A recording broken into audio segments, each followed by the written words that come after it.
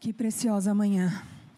Eu ficaria mais umas horas aqui adorando a Jesus nessa atmosfera da sua presença. Como é bom um ambiente com a manifesta glória do Senhor sobre nós. Esse ambiente está aqui nessa manhã. A presença do Senhor é real. Abre os nossos olhos, Senhor, para que possamos ver. Abre os nossos ouvidos, Senhor, para que possamos ouvir. Há aqui uma atmosfera da presença do nosso Deus. Você pode dizer amém? Amém. Amém. Queridos, hoje nós vamos iniciar uma nova série.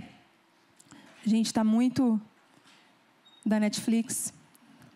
Tem um nome para... Como é que vai chamar a nossa... Viva Flix, pronto, é isso. E aí hoje a gente inicia uma nova série.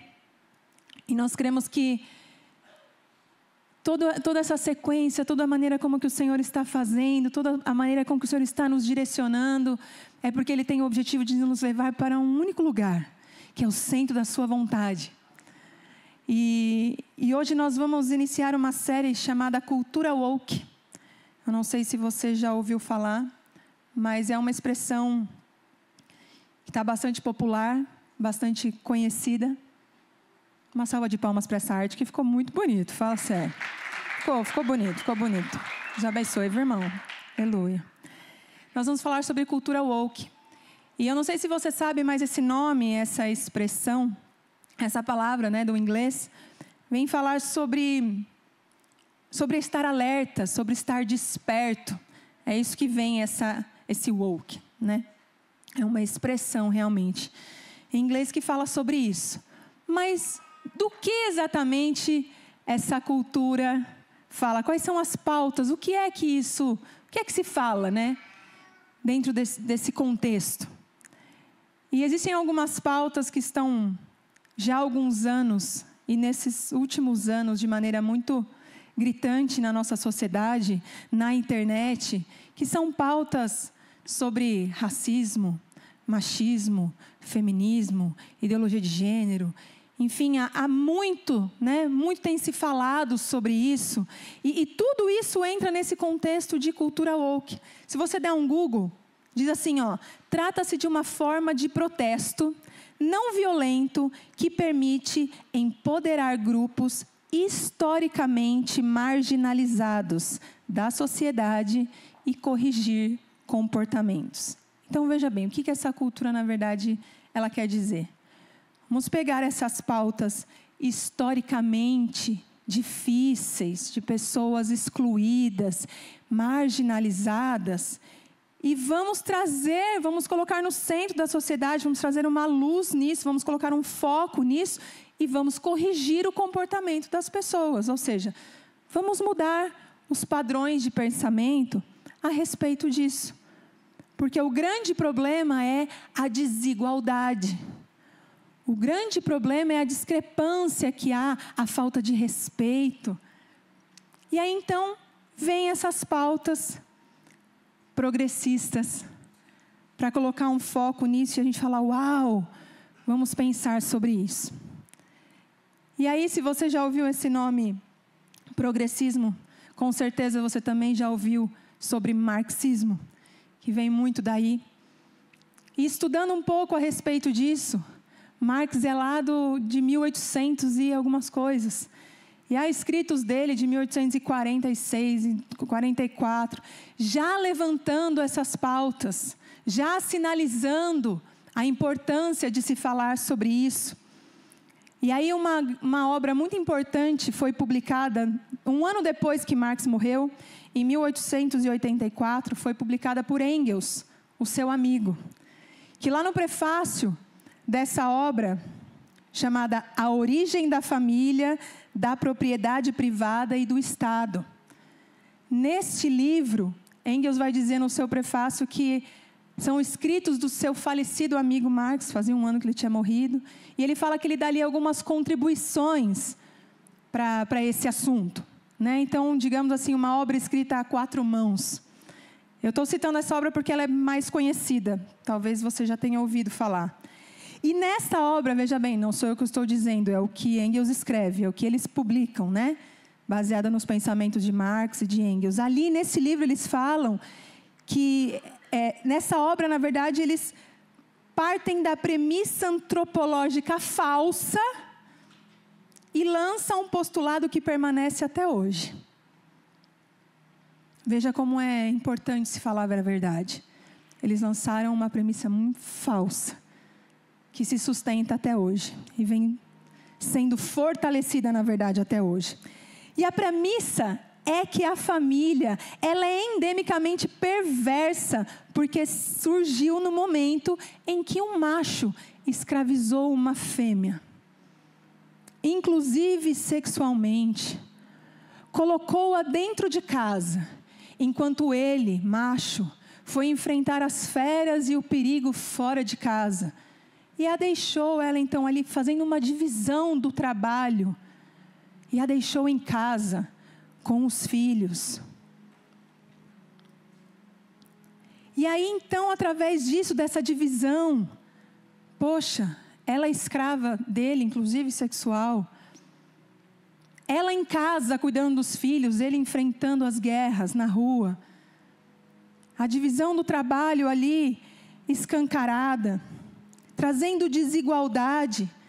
E aí Marx e Engels vão dizer, a raiz de toda a desigualdade é a família. Precisamos destruir a família. A família é o grande problema. Veja, não sou eu que estou dizendo. Eles disseram nessa obra. Então, quando acontece essa divisão do trabalho, essa divisão de tarefas, surge então a desigualdade e a opressão. Então, essa pauta das diversidades, do quanto isso é opressor, eles apontam há quase 200 anos. E aí, um pouco depois, lá para o ano de 1914, levantam-se, então, as pautas feministas para dizer que a mulher deve, então, ocupar outros lugares, sair para o mercado de trabalho, não para ela ser uma mulher realizada, mas para enfraquecer a família. O objetivo começou a ser muito claro. E, recentemente, essas pautas, essas minorias, começaram a dizer e declarar isso abertamente. Aquelas que antes diziam, estamos aqui para defender os direitos das mulheres, começaram a confessar, estamos aqui para destruir os homens. A coisa começou a ficar muito clara. O movimento da ideologia de gênero começou a dizer, não é que nós queremos defender o amor, nós queremos destruir a família. Porque há 200 anos fala-se que a família é o problema. Então veja qual é o nosso cenário. Esta palavra vai dizer que o meu Deus criou a família. E este século vai dizer que a família é o problema. Alguma coisa não bate. Alguma coisa não está alinhada. E existe aí um movimento forte, cultural, para dizer, mas como é que a gente estabelece essa cultura, então? Ora, através do cinema, das séries, das novelas, através da música, através da moda. Sutilmente, o objetivo é um só. Vamos destruir a família. Vamos acabar com essa desigualdade opressora. Hoje em dia nós já temos roupa unissex. Homem e mulher usam a mesma roupa. É tudo igual. Parece tão simples, parece tão bobo. Mas serve para todo mundo. As músicas têm ditado cultura, padrões de pensamento. Crianças sexualizadas. Queridos, a gente está falando de cultura. E cultura não se muda do dia para a noite. É gradativo, é aos poucos. Eu me lembro, questão de poucos anos atrás, uma novela que trazia a pauta do homossexualismo. Teve todo um auê, se haveria um beijo homossexual no último capítulo ou não. E no final das contas teve algo muito discreto, porque gente, isso é pouco tempo atrás. Sei lá quanto tempo tem isso, 10 anos. Hoje, acabou, não tem mais isso, não é mais um problema, isso daí nem normal. Então é aos poucos. As pautas, elas são antigas. O padrão de pensamento vem sido há anos trabalhado na sociedade para que haja, então, uma deformação. E padrão de cultura é aquele que vai estabelecer como você pensa, como você age e como você é. Isso é cultura. Só que nós somos convocados, nós somos convidados a viver uma cultura do reino de Deus. Porque Jesus disse, vos é chegado o reino.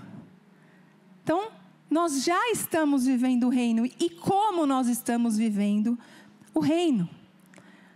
Uma pauta dessa cultura woke, algo que se fala muito e eu quero dar um destaque aqui, é sobre patriarcado. Já ouviu essa palavra? Famosa, né? Nos últimos tempos. Eu não gosto muito dela, não. Patriarcado. O que é patriarcado? Um sistema de família e sociedade que é governado por um homem. Isso é patriarcado. E aí eu te pergunto, isso é bíblico? Um sistema de governo onde um homem é o cabeça? Sim, é bíblico. Os patriarcas da Bíblia são Abraão, Isaac, Jacó. É bíblico um governo masculino. Agora, o que é antibíblico? Um governo feminino? Não necessariamente. A Bíblia aponta mulheres que Deus levantou para um tempo específico. O que é antibíblico é um tipo de governo opressor, violento, abusivo, que pode ser tanto de um homem quanto de uma mulher. Então o foco acaba ficando errado. O problema é o governo masculino. Não, o problema é o pecado. Não é o homem ou a mulher.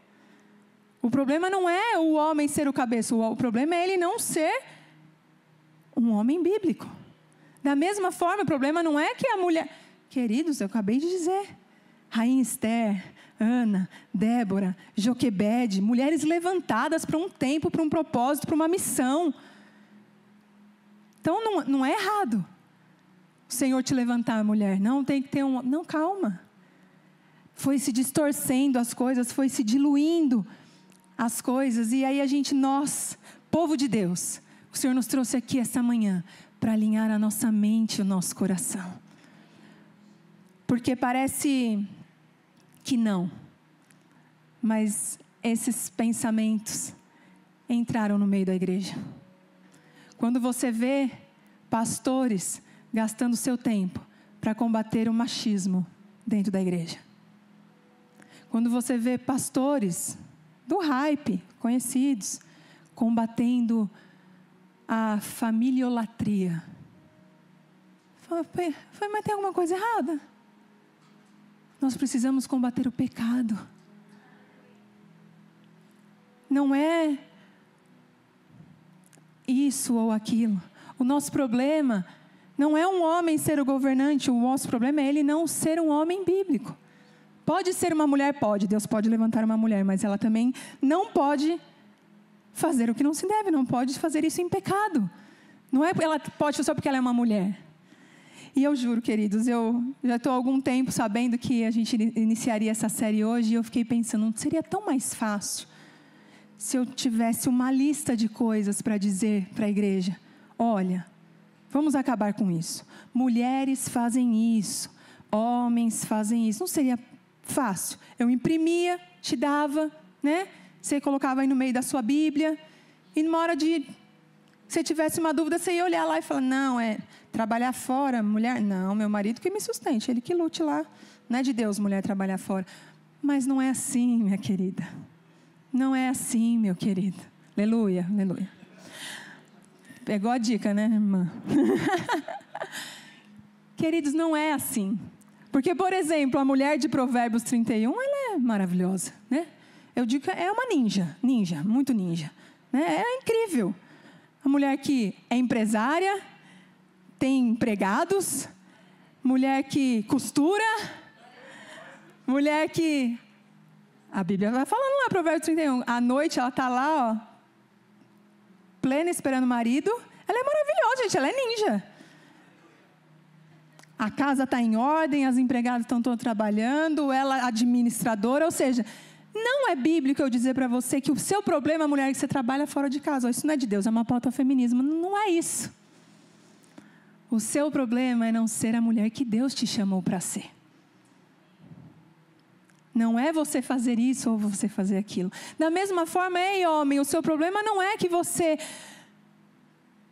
não sustenta a sua casa. Porque hoje em dia, vamos falar a verdade, as mulheres auxiliam e muito os maridos nessa questão financeira dentro de casa. Faz diferença.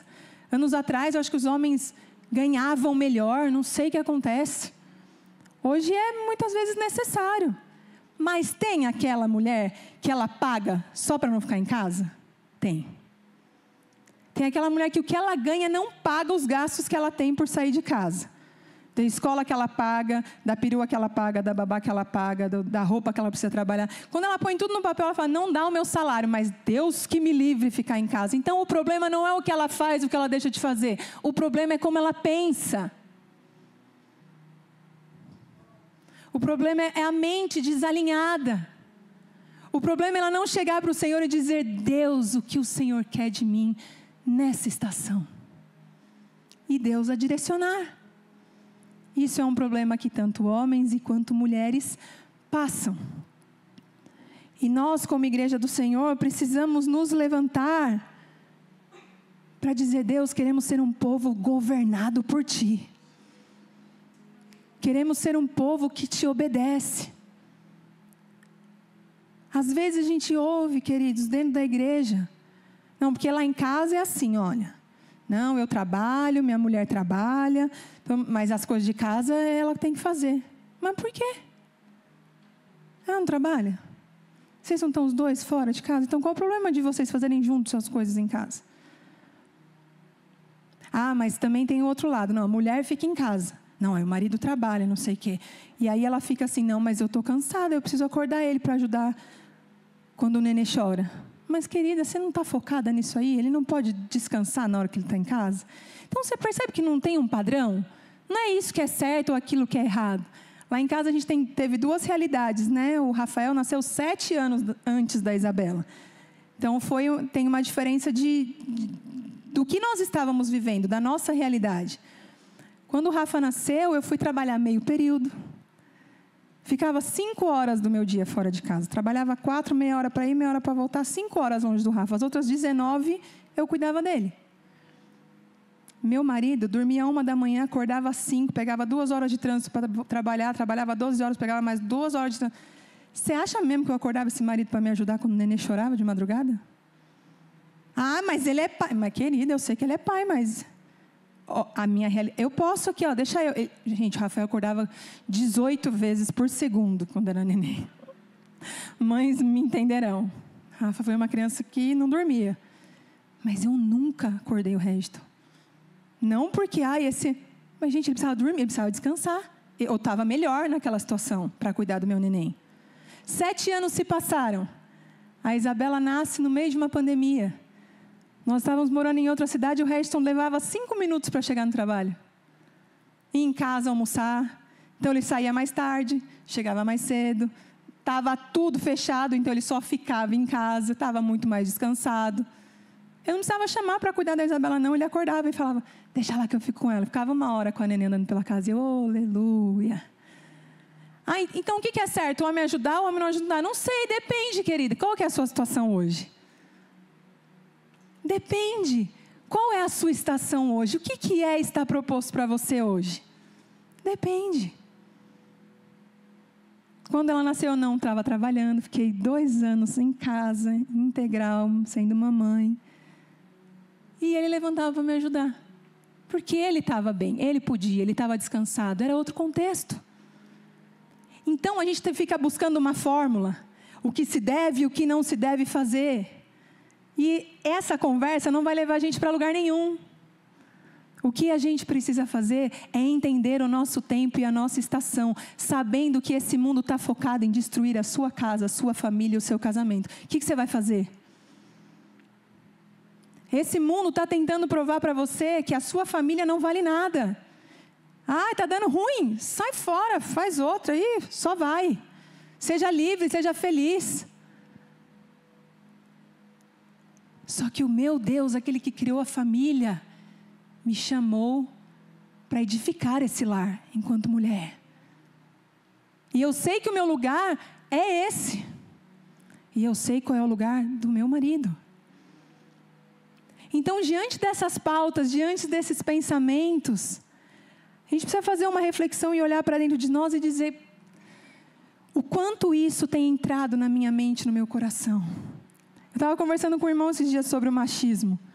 Falei, querido, a igreja não tem que se levantar contra o machismo. A igreja precisa se levantar contra o pecado. Não é vamos levantar as mulheres da igreja. Não, é vamos colocar cada um no seu lugar. Homens e mulheres não competem. Homens e mulheres se complementam. A conversa está errada. Vamos acabar com o machismo na igreja. As mulheres precisam ter voz. E hoje estamos demais nesse culto aqui, né? Só a pastora Dani, agora eu. Aí eu falo isso, não combina, então, pastor? Tem alguma coisa errada. Mas, queridos, entende o pensamento? Não é esse. Não estamos aqui porque estamos levantando uma pauta que as mulheres têm que falar. Não, queremos obedecer ao Senhor. E se nesse tempo o Senhor me colocou aqui, eu creio que é vontade dEle. E é só por isso que eu estou aqui. Só porque é vontade dEle. E aí, falando desse patriarcado, passa para mim o próximo slide, por favor. A gente estava falando da cultura, né? Ficou famoso esse filme aí. Foi ano passado ou retrasado, né? 2022? Passado? 23? Foi um buchicho, né? Todo mundo andando de rosa, homem, mulher, fila no cinema. Mexeu com o mundo inteiro esse filme para falar sobre patriarcado, para falar sobre o lugar da mulher, sobre o lugar do homem. E aí um filme de Barbie, aí as mães levando as crianças piquititica, e o filme lá acima de 12 anos. Que eles querem mesmo que as crianças já vão escutando as pautas, né? A mulher empoderada. Mas esse filme eu acho que foi meio um tiro no pé. Que pontou no feminismo, mas pegou em outro lugar, porque ele mesmo foi controverso, né? Uma Barbie que sai do seu mundo de boneca, vai para o mundo real, porque esse mundo de boneca está muito esquisito, é tudo muito perfeito, e ela vai para esse mundo real buscando uma realidade e um Ken que fica buscando ter outro lugar que não está atrás dela, né? E aí é outro frustrado. Bom, enfim, a pauta da nossa conversa não é sobre a Barbie. Mas a pergunta que fica é: o quem é de Jesus? E aí é um trocadilho. Porque diante de tudo que a gente conversou, quem é de Jesus? O que define se somos ou não de Cristo? E aí eu peço para que você abra a sua Bíblia no livro de Efésios, capítulo 5, por favor.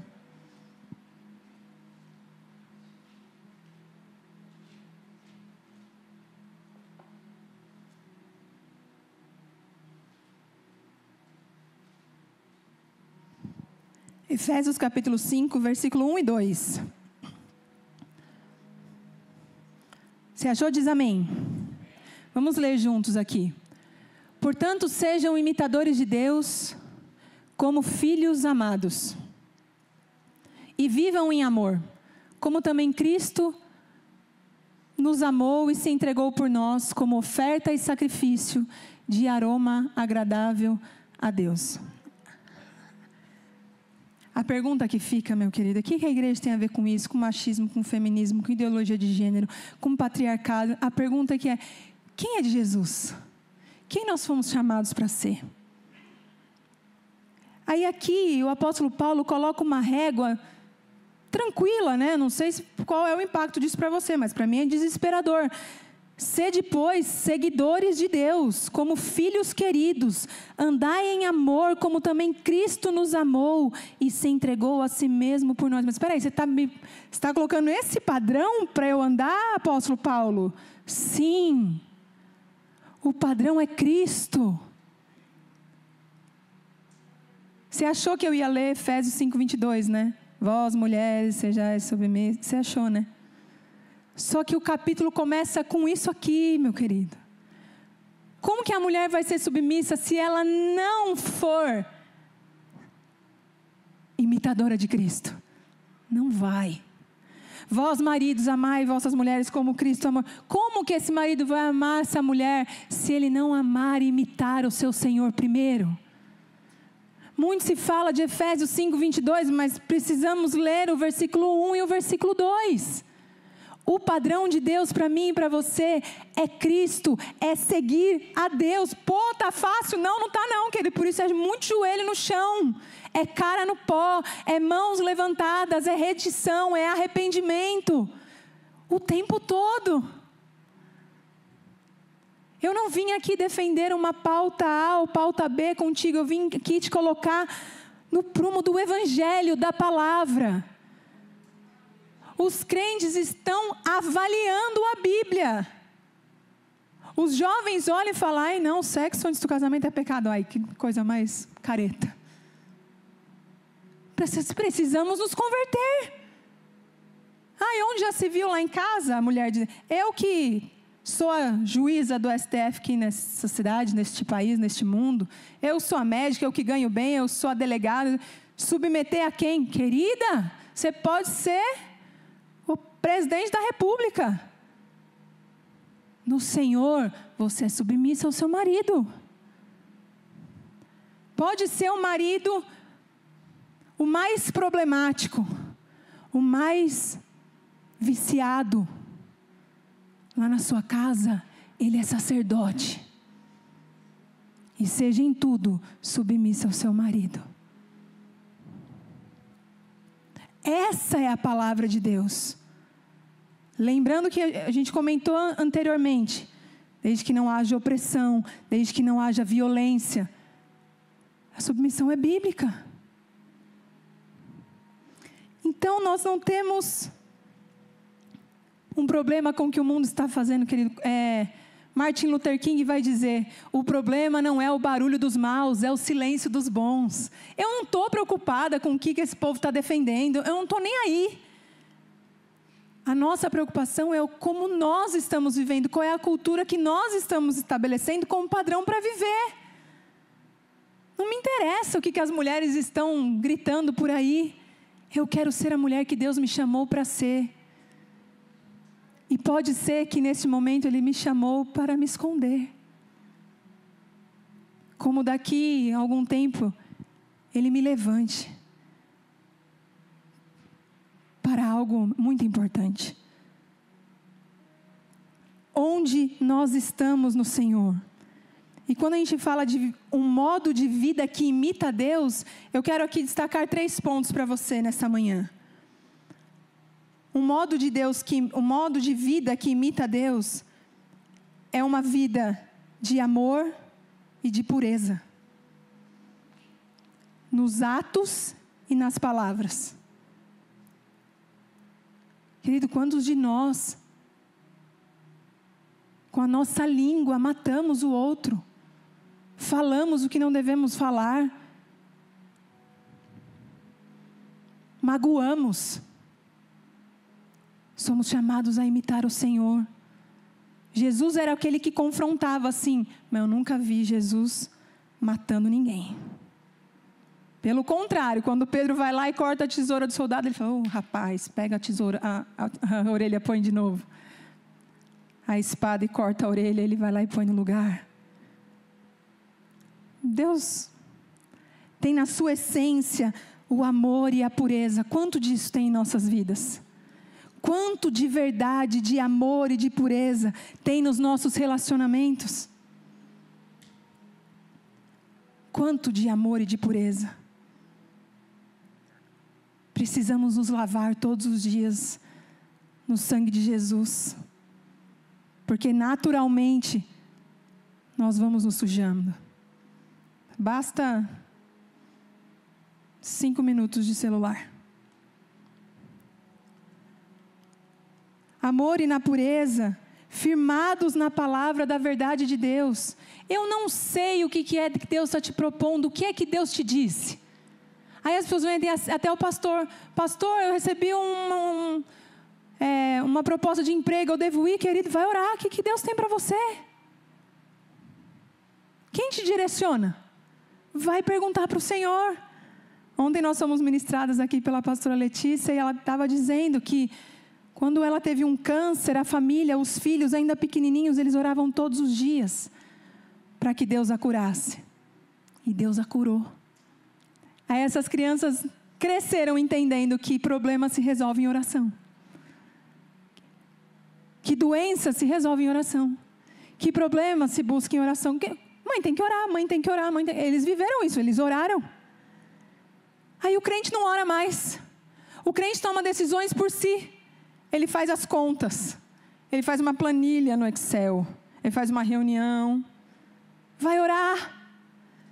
Vai buscar o que Deus tem para você. Que você não seja levado por qualquer vento, por qualquer situação. Vai orar. E uma vida que imita Deus é uma vida distante do estilo de vida do ímpio. Esses dias eu vi um pastor falando que nunca uma geração foi tão parecida com o mundo, né? Uma geração cristã foi tão parecida com o mundo como a nossa. Tem alguma coisa errada. Uma vida que imita Deus não é uma vida que parecida com o que está acontecendo dessa porta para fora. Eu não quero saber o que as mulheres estão fazendo agora. Eu quero buscar o que Deus quer de mim agora. Você, jovem, você homem, você mulher, você casado, você solteiro, não tem uma listinha de coisas para dizer o que você deve ou não fazer. Você deve buscar em Deus. Os princípios, eles estão aqui. Aquilo que já está aqui, meu querido, não tem nem que perguntar. Já está aqui. Agora, aquilo que é específico para você, vai buscar no Senhor. Sede imitadores de Deus, filhos amados, o padrão é Cristo. E aí Cristo vem dizer para nós, quem quiser vir após mim, negue-se a si mesmo, tome a sua cruz e siga-me. Esse é o padrão de Jesus. Isso é o que ele estabeleceu. E aí aqui Paulo afirma que é isso que a gente tem que fazer. Mas a gente não quer se negar. Não. E eu? E as minhas vontades? E os meus desejos? Mas e os meus sonhos? Se submete. O padrão é Cristo. Aqui no versículo 2 vai dizer: andai em amor como também Cristo nos amou e se entregou a si mesmo por nós, em oferta e sacrifício a Deus em cheiro suave. Então o padrão é Cristo e Ele morreu. E a gente está querendo ficar vivo demais. Vivo demais. O problema é a vida que está sobrando em nós. Morre, querido. Morto não sente dor, morto não é humilhado, morto não passa fome, morto. Morri contigo, Senhor. O que o Senhor tem para mim? Eu morri contigo porque eu viverei também contigo. O padrão é Cristo. E a igreja precisa se voltar ao Senhor. A igreja precisa voltar os olhos ao Senhor e buscar a sua face. Famílias precisam buscar ao Senhor. Porque você só tem duas opções. Ou você está vivendo lá como Engels escreveu, vamos destruir a família, e talvez você esteja sendo um alvo desse progressismo. Talvez você esteja vendo à sua volta, assim, a sua família diluir. O respeito acabar. E E você tem duas opções. É isso aí, é o que temos para hoje, vida que segue, ou você se posiciona e diz: eu adoro Deus que é Deus da família. Arruma isso aqui, Jesus, para mim. Coloca as coisas no lugar, Jesus, para mim. E quando você ora, Jesus, coloca as coisas no lugar para mim, Ele vai te colocar no lugar. Ele não vai pôr o outro. Quem descobriu isso primeiro, perde. Quem descobriu isso primeiro, abre mão. Aí vem a mulher dizer: mas a palavra vai dizer que Ele tem que me amar, como Cristo amou a igreja. Mas antes desse versículo tem o que você tem que se submeter. É antes. Eu não queria que fosse, mas é. E a palavra eu não contesto. A palavra eu obedeço. A palavra eu obedeço. Eu queria ler com você os próximos versículos. Coloca para mim Efésios 5, a partir do 3.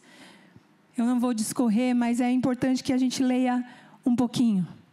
Entre vocês não deve haver nem sequer menção de imoralidade sexual, nem de nenhuma espécie de impureza ou de cobiça, pois essas coisas não são próprias para os santos. Não haja obscenidade, nem conversas tolas, nem piadas indecentes, que não são apropriadas, mas em vez disso, ações de graça. Sabe a quinta série que insiste em nós? Cuidado. Você pode estar desagradando muito o Senhor. Continua. Porque vocês podem estar certos de que nenhum imoral, ou impuro, ou ganancioso, que é idólatra, tem herança no reino de Deus e de Cristo e de Deus. Ninguém os engane com palavras vazias, pois é por causa dessas coisas que a ira de Deus vem sobre os filhos da desobediência.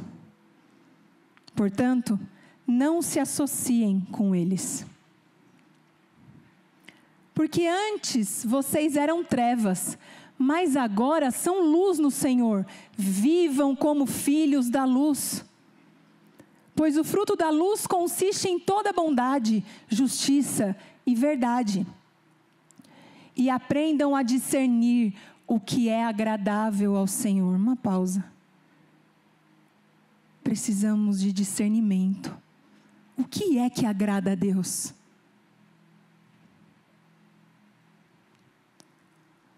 Continua. Não participem das obras infrutíferas das trevas. Antes, exponham-nas à luz. Querido, não compactua com coisa errada, não? Continua. Pois é vergonhoso até mencionar as coisas que eles fazem em oculto. A gente tem que ter vergonha de falar baixinho dentro de casa das coisas que estão erradas. Continua. Tudo, porém, que é exposto pela luz, torna-se visível, pois a luz torna visível todas as coisas. Por isso é que foi dito: desperta, ó tu que dormes, levanta-te dentre os mortos e Cristo resplandecerá sobre ti. Tenham cuidado com a sua maneira de viver, que não seja como insensatos, mas como sábios, aproveitando ao máximo cada oportunidade, porque os dias são maus. E eu finalizo com esse: portanto, não sejam insensatos, mas procurem compreender qual é a vontade do Senhor. Insensato é aquele que não tem bom senso, sem noção. Conhece alguém sem noção? Shhh. A palavra vai nos advertir que nós devemos entender qual é a vontade do Senhor. E ela é para você. Qual é a vontade do Senhor para você, meu querido? O que é que Deus te chamou? Como é que o Senhor quer que você viva? Como é que o Senhor quer que você conduza a sua casa? Como é que você deve se comportar como marido, como filho, como esposa, como mãe, como pai, como membro de uma comunidade? Normalizamos a loucura. Normalizamos a loucura, mas hoje o Senhor nos desperta para um estilo de vida que imita a Deus. E a gente precisa do Espírito Santo para isso. Isso não é feito com mãos humanas. Eu não posso produzir isso na sua vida. Eu preciso me arrepender. Eu preciso voltar os meus olhos para o Senhor. Eu vim aqui para te dizer nessa manhã que há um interesse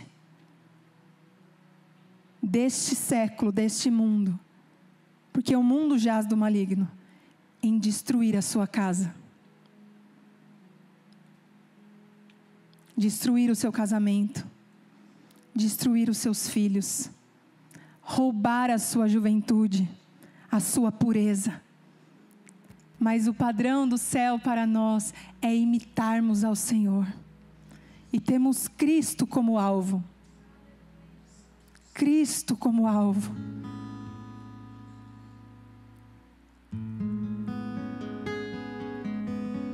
E se você continuar, e eu te incentivo a continuar a leitura desse capítulo. Aqui falam coisas tão simples que a gente não presta atenção. Que a gente vai deixando entrar no nosso dia a dia e roubar a nossa vida de foco em Jesus. A gente leu até o 17, mas o versículo 18 vai dizer: não vos embriagueis com vinho, no qual há excesso, mas enchei-vos do Espírito. E aí ele vai dizer: falam entre vocês com salmos, com hinos. Paulo está dizendo aqui, toda a carta de Efésios é para isso, é para nos alinhar a um estilo de vida de quem reconheceu Cristo como Senhor. O que é que mudou em nós quando Cristo chegou? Algo precisa ter mudado. Melhor, tudo precisa mudar. Tudo precisa mudar. O jeito como a gente pensa precisa mudar. O jeito como a gente sente precisa mudar. O jeito que a gente fala precisa mudar. Cristo é nosso Senhor e Ele é o nosso alvo. O meu objetivo é me parecer com Ele. E o que eu preciso para me parecer com Ele? Eu preciso andar com Ele. Já viu aquele povo, aquela galerinha que assim, parece que todo mundo fala igual, né? Todo mundo fala igual, a risada é igual, porque anda tanto junto, não sei o que, querido. Se você andar com Cristo, você vai se parecer com Ele. Se você falar com Ele, se você orar com Ele, se você adorá-lo, você vai se parecer com Ele. A gente se parece com aquilo que adora. Eu tenho certeza que se nós ficássemos trancados nessa casa, na atmosfera de adoração que estávamos aqui por uma semana, nenhum de nós sairíamos daqui da mesma maneira. Quantos aqui entram na igreja, são tocados pela presença e falam: uau, eu nunca dormi como essa noite. Nossa, eu nunca tive uma semana como essa. Sabe por quê, querido? Você foi tocado pela presença. E ninguém fica igual quando é tocado pela presença. Então, se você está muito igual, está muito carnal, te falta a presença. E o que precisamos fazer para alcançar esse lugar de sermos transformados? Infelizmente, nós não podemos ficar aqui trancados. Você tem um trabalho para honrar. Você tem uma família para cuidar. Você tem filhos para amar. Você tem um mundo para impactar com Jesus. Deus não quer você trancado aqui. Deus quer você cheio dele lá. Cheio dele lá. É maravilhoso aqui orarmos, cantarmos, chorarmos, é lindo, mas o quanto que isso impacta a vida do outro que está lá fora? Se não impactar, não vale. Não vale. Como eu serei imitador de Cristo se eu não andar com Ele? Acontece que nós estamos num tempo de likes, views, milhões de seguidores no Instagram, e a gente avalia por esses padrões. Mas esse não é o padrão do céu. As pessoas que mais marcaram a minha vida não têm rede social. Não, eles não estão no YouTube. Se eu te contar, você não vai saber quem é. Mas foram pessoas que com um metron, uma medida do céu que receberam de Deus, mudaram a minha vida. Hoje a gente fica desejando ter o metron, ter a medida de Deus. Metron é a medida de Deus, a porção. Querido, você tem uma porção de Deus na sua vida, você entende isso? Existe algo de Deus na sua vida. Você sendo bom ou você sendo mal, Ele colocou isso em nós. A palavra vai nos dizer. Existe uma porção que é de Deus, que foi colocada na minha e na tua vida. Só que eu fico querendo o metron do outro. Eu fico buscando, poxa, eu queria tanto do outro.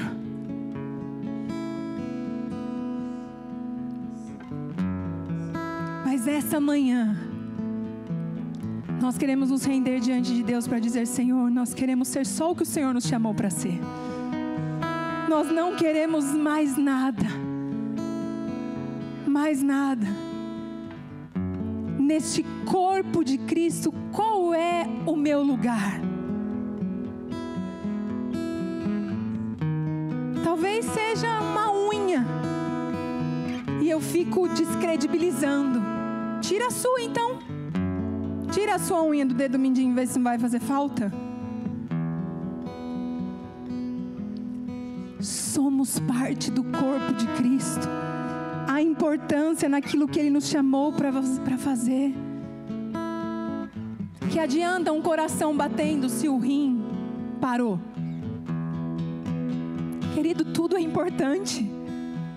E você e eu caímos muitas vezes na mentira de que não somos importantes, que aquilo que Deus derramou para nós é pouca coisa, nem precisa.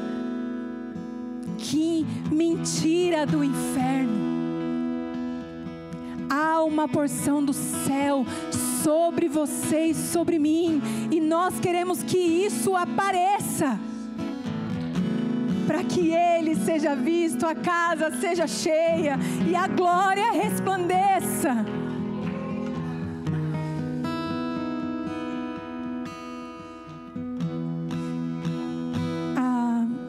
Vai fazer 17 anos agora. Eu contei isso, mas já faz muito tempo. Eu tive uma experiência muito triste de perder uma prima muito querida, que tinha a mesma idade que eu. Ela teve uma enfermidade e faleceu. Sem muito tempo. E acho que tinha 22 anos. E foi uma das grandes dores da minha vida. E aquilo foi uma porta aberta para o diabo destruir a minha fé, destruir a minha crença no Senhor. Era uma jovem, nós sonhávamos juntas, nós tínhamos sonhos parecidos, e a vida dela foi interrompida bruscamente. E enquanto eu murmurava contra o Senhor, porque era aquilo que eu fazia na minha mente: Deus, isso não pode, como o Senhor permitiu, ressuscita ela, faz alguma coisa. E na minha mente um turbilhão de coisas. A mãe dela, minha tia,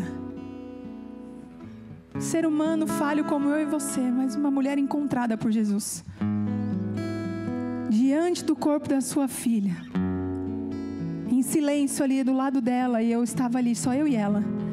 Eu aqui, fazendo todas essas acusações, murmurando contra Deus, e ela declarando: Senhor, Tu és bom. Eu Te adoro porque tudo que o Senhor faz é bom. Eu olhei para aquilo e falei, como? Como ela está fazendo isso? Aquela medida de Deus na vida dela mudou a minha vida. Não tinha ninguém do lado, queridos, ninguém sabe disso. Eu estou contando aqui hoje, quase 20 anos depois. Mas aquilo, aquela fé, aquela medida de Deus colocada na vida da minha tia mudou a minha história. Porque nunca mais eu discuti com Deus. Nunca mais eu olhei para nenhuma situação sem ver a bondade de Deus. Ele é bom em todo tempo. Ele é bom em todo tempo, na alegria, na dor, na vida, na morte, na enchente, na desgraça, no Covid. Ele é bom. Qual é a medida de Deus que Deus colocou sobre você? Eu ainda não tive a oportunidade de dizer isso para minha tia. Mas eu vou dizer. Porque ela mudou a minha vida. No momento de maior dor da vida dela. Ela mudou a minha história. Ela mudou a minha maneira de enxergar o meu Senhor. E alguns anos depois, quando eu estava diante de medo de perder o meu filho numa UTI, eu consegui adorar. Eu consegui dizer, Deus, Tu és bom. Porque aquela medida de Deus um dia me tocou.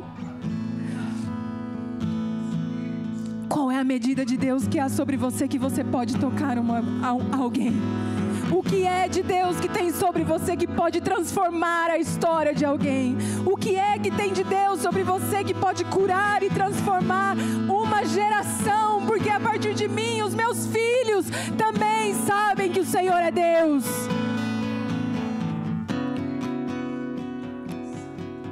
Eu te convido a ficar em pé e termos esse tempo de reconhecer a grandiosidade do nosso Senhor. E o quanto eu e você somos chamados a imitá-lo, a viver como Ele, a sentir como Ele, a pensar como Ele, a se entregar como Ele. Não tenha a sua vida como preciosa. Não gaste o seu tempo buscando outros interesses, descobrindo quem é mais importante, quem é mais inteligente, quem ganha mais, quem tem mais poder. Gaste a sua vida buscando agradar o Senhor a quem você está buscando imitar.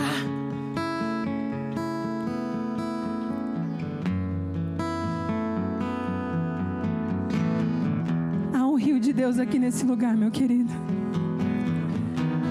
Há um rio de Deus aqui no nosso meio, para nos curar, para nos limpar, para nos libertar,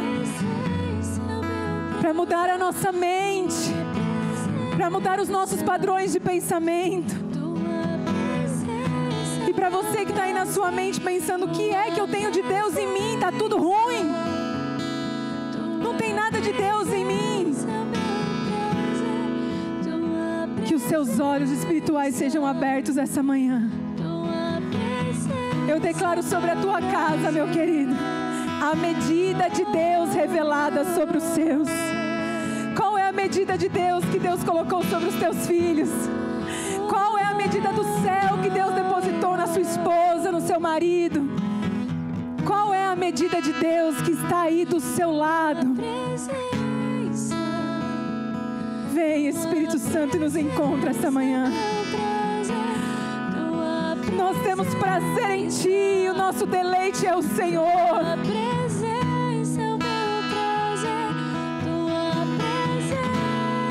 Eu quero estar onde o Senhor quer que eu esteja. Eu não quero fluir em lugares que o Senhor não me chamou para estar.